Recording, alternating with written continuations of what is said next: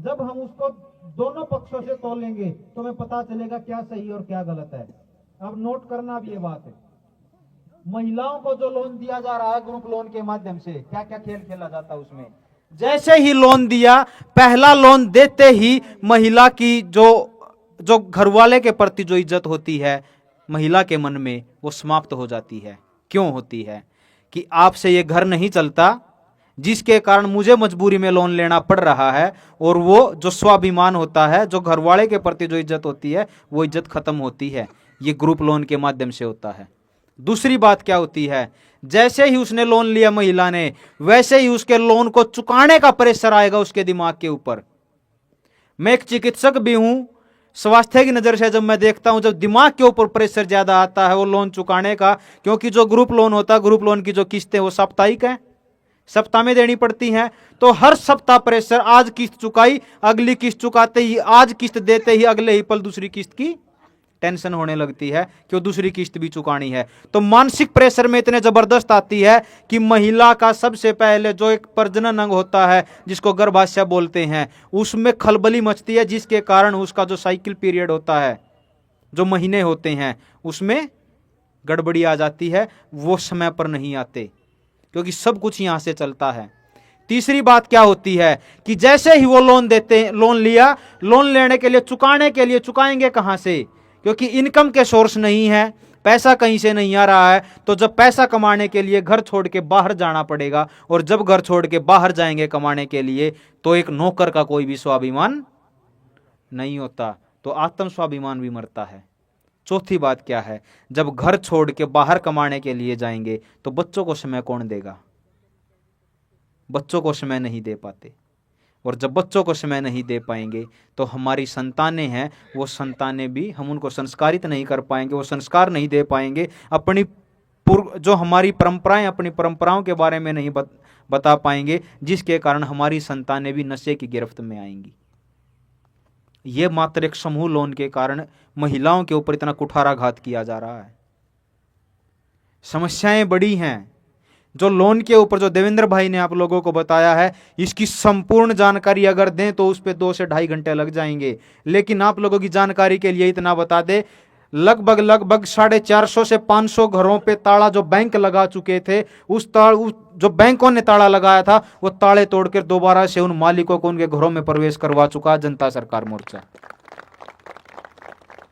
दूसरी ये है कि लगभग 50 से 60 ऐसे लोग थे जो आत्महत्या करने पर चले थे कि हम अपने जीवन लीला समाप्त करते हैं। बैंकों से इतने त्रस्त आ चुके थे, क्योंकि मानसिक प्रेशर इतना ज्यादा था, जिसके कारण वो कुछ भी नहीं कर पा रहे थे। उन लोगों को मानसिक शांति दिलवा चुका है जनता सरकार मोर्चा। बैंकों का जो कुचक्कर है, वो कुचक्कर, बस आप मैं 2 शब्दों में यही बता दूं कि वो पैसा स्टैंड ही कहीं नहीं करता जो आपको लोन के नाम पर दिया गया है। लोन बांट रखा है 217 लाख करोड़ का, और जो नोट चलन में है, जो करेंसी है, वो है मात्र 34 लाख करोड़ की। आप लोग जब लोन लेते हो, आज के टाइम पे किसी को कैश नहीं मिलता, सबके खातों में डिजिट ट्रांसफर कर दी जा रही हैं।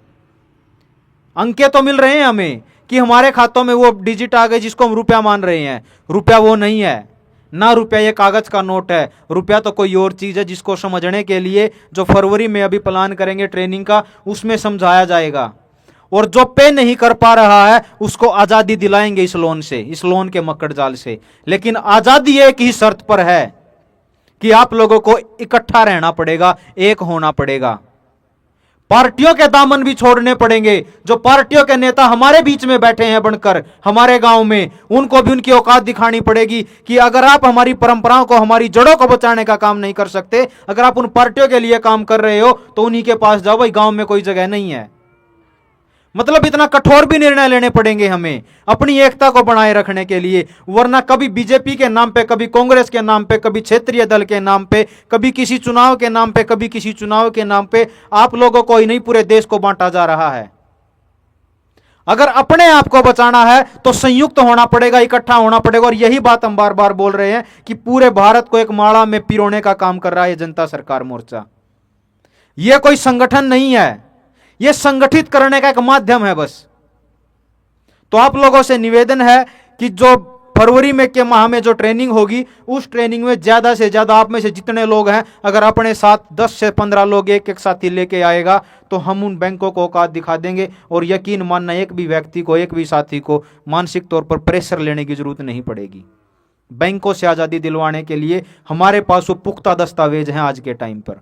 भारत सरकार के द्वारा, जो तथाकथित भारत सरकार है जिनको चुनकर भेज रखा है, उनके द्वारा दिए गए दस्तावेज हैं, आरबीआई के द्वारा दिए गए दस्तावेज हैं। और वो दस्तावेज अपने आप में साबित करते हैं कि जो हम जेबों में लेकर घूम रहे हैं ये रुपया फर्जी है, नकली है। इसके आधार पर बैंकों से आज़ादी मिलेगी।